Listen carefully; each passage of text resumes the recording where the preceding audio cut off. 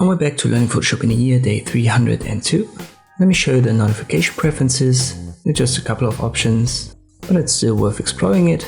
Number one, you can find it as always under Edit, Preferences. It's the fourth option. First up, these tooltips are the text elements. If you hover, for example, over Tools, you see Videos. These are rich tooltips.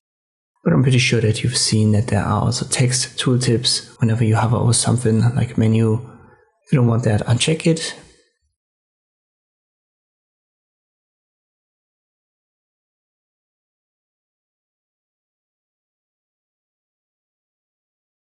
Then we have the quiet mode. There are 3 more options. And as I've said, the rich tooltips are these little videos. If you don't want them, uncheck the box.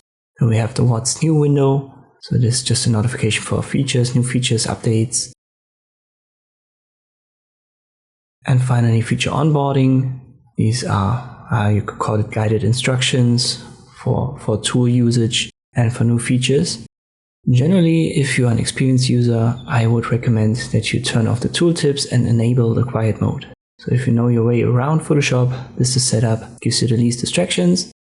If you're totally new, I would recommend checking the tooltips and unchecking the quiet mode, and leave rich tooltips, what's new, and feature onboarding active. And if you're not fully new to Photoshop, but you wouldn't call yourself an intermediate to advanced user, I would recommend that you keep the tooltips active and then at least get rid of the rich tooltips under quiet mode, because these videos can be a little bit annoying. So if you know what the tools are for, but you're not really an advanced user, have only tooltips, what's new, and then the feature onboard checked. For this tutorial, I'm going to keep everything checked except for the quiet mode.